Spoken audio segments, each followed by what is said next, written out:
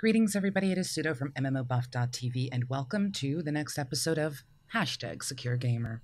In the last episode, I introduced the concept of a security trinity. I also gave a tip about questions asked by sites to help recover passwords. Before I go into this week's topic about password managers, I want to address a comment I've received from a viewer, Jaredar. You can see it up on the screen. Jaredar says, here's a good secure gamer tip. Incorporate the name of the site/service in your password. An easy way to make unique passwords for each. While this could be a good method of keeping your passwords different from each location, there is a problem with any password that you actually remember. It can be socially engineered out of you. And if you decide to use the same password with just the name change, you're putting yourself at risk. See, in today's day and age of smartphones where here, let me just grab my phone because it just makes it a little more visible sense. You can have someone passing by while they're talking on their phone when in actuality, the camera is being used to video you typing in your password. Now, if you are typing in a password where all you're changing is the site name and they happen to video the site that you're on, you've given them a massive piece of your password puzzle. Not exactly secure. Now, you mix in your keyloggers, you start to run into some other problems. Keyloggers are something we'll get into another episode. There is a way to actually counter them, and you don't even need an authenticator to do it. But anyway, so again, there's no need to fear if we mix things up a bit. Password managers are some of the most wicked pieces of software, in my opinion, out there. Any software created, however, by a human or man is obviously going to have the possibility of being flawed and potentially offer vectors of attack for vulnerabilities. That's one of the dangers of human-made things. We're not perfect. Again, though, there is no reason to panic, no reason to freak out. Though, if you do me a favor, take a screenshot or a video of it, because I'd love to see you freaking out. It just gives me a really good laugh. Anyway, so what's a password manager? All about today's topic. Password managers are applications and tools used to store passwords in an encrypted database that you need a password key or perhaps even more just to gain access to. Now, this seems counterintuitive. Here I am saying you shouldn't remember your passwords, you shouldn't type your passwords in, but there is something unique about using password managers.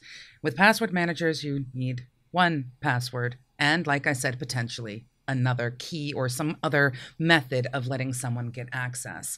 And that is where the power is. If you know you have only one password you need to remember because all your other passwords are randomly generated by your password manager, which is one of the benefits of a password manager, well, you're going to be a little bit more secure about holding that one password close to your heart. Now, there are many different password managers out there for many different uses, many different purposes, depending upon your level of healthy paranoia. There is a difference here. Remember, if you freak out, send me a video. There are sites online such as 1Password and LastPass. These store your passwords in vaults online, so it makes a difference where you are, whether you're sitting at your computer or you happen to be on your phone or some tablet or something else that goes with it, or you could be at your best friend's house. You can still access your passwords. And that can be a little bit of a security problem. There have been known issues of password managing sites being attacked for vulnerabilities before, but it's still an option. And for some people, that is an okay risk. Remember, we talked about risk before in the last episode. In this case, sometimes that risk is perfectly okay. Now, they work cross-platform, at least the two that I've mentioned, although for some people, that's just a little bit too much. Some people don't use, Sun systems and then move on to using a Linux system and then move on to using some other crazy system. They just stick to whatever their PC platform happens to be, or potentially phone.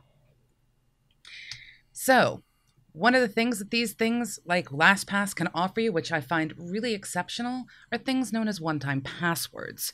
One-time passwords are passwords that literally you can only use one time. So let's say that you're deciding to go on a vacation to Greece. You lucky dog you. I wish I could go with you. I haven't been. So you get an idea. I'm going to go to Greece, but I don't want to bring my passwords with me. And in case I happen to need to use them, I want a password that once I use it, nobody else can access it.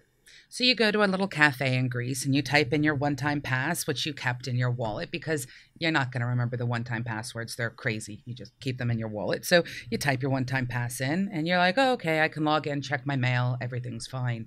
You log out. Someone tries to actually gain access at that particular moment in time.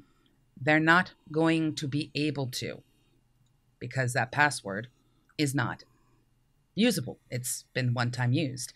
That is sort of the benefit of the one-time password. There's another one. I have a family member who put into their will a one-time password so that everyone can access their passwords once they have moved on to the next life, whatever that may be. And that way they can actually go in and see, maybe cancel credit cards or whatever needs to be done in order to finalize the last. That's a really morbid thought. I'm just going to end it there. Now, there are other password managers out there that don't store things online, which are more platform dependent, but you are in control of your database. So, for example, I use Keepass. I've been using Keepass for an insanely long time. I do all my work in other platforms because I do use Nix boxes and things like that, but I connect using PuTTY through an SSH connection, and I must use my SSH key in order to access it. We don't use passwords on those systems. That's another level of security that we'll get into at some point in time. So I personally don't need to have a cross-platform form of password storing. So instead, all I use is Keepass. I keep Keepass on my system, and I encrypt it. And I encrypt it using a password and a key. So you need to have both my password and my private key for this particular encryption for you to gain access. So it's a little bit more secure. As I said, some sites allow you to have multiple things in order to access. In some cases, you may need a password and an authenticator code. And others, like my case, key along with a password. Now I could, as you notice with the picture here, I could include into this my Windows authentication account, so you'd need 3 things to access it, but I reformat so frequently, it's really not worth it for me. And it's a risk I accept. Now, I also particularly love Keepass because of something that it has called obfuscation, which is a very fancy way of saying when I go to auto fill in on websites or in games my password, it randomly inputs the letters. So it'll bounce around between the username and the password and input the letters in some random order. And it's always going to be random. So if I have a keylogger on my system, you will get the total sum of all of the digits and characters used for my username and password, but no clue what order it's all supposed to be in. And that makes things a little bit more secure. Granted, if they have that, they could probably try some brute force attacking, but again, it's a level of protection. You can't be 100% secure.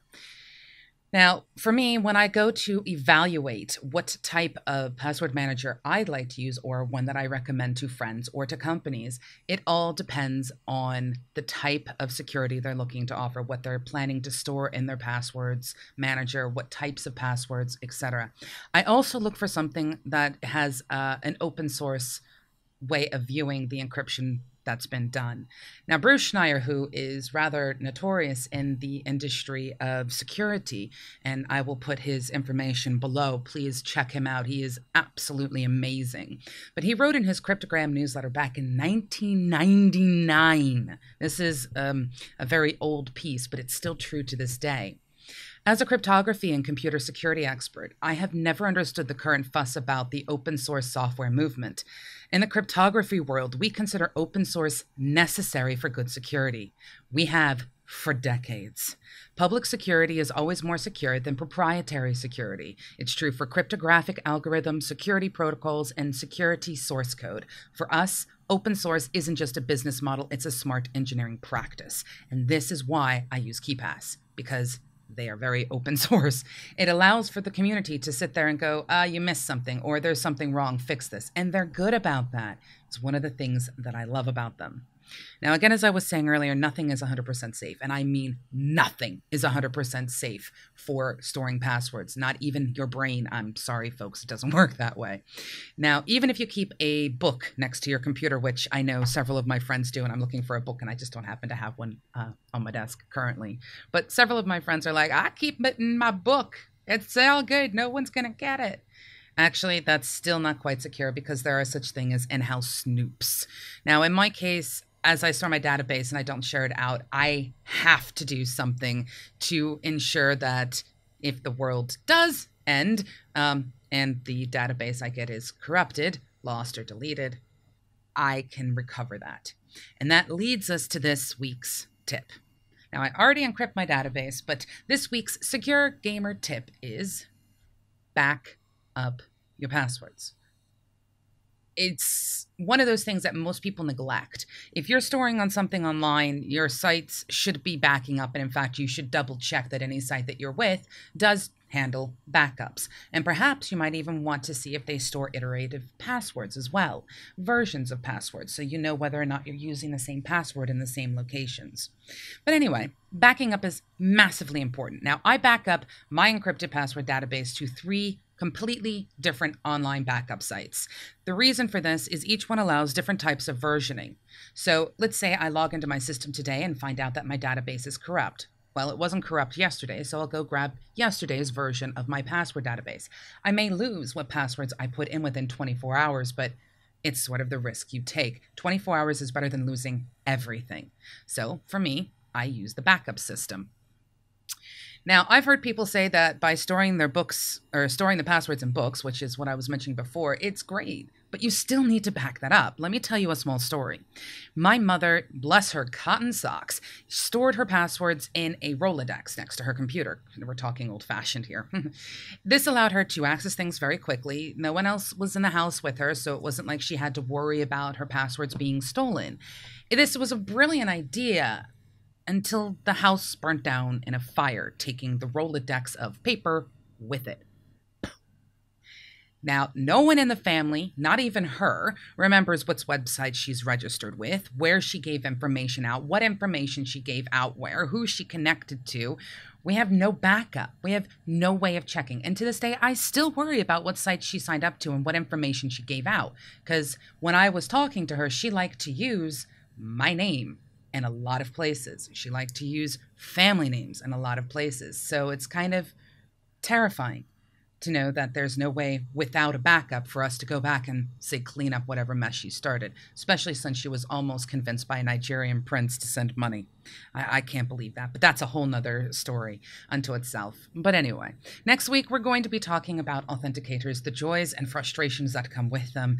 But remember, folks, password managers can save you a lot of trouble in the future. It's our tip for today. Back things up. But remember, stay secure, gamer. Toodle pip.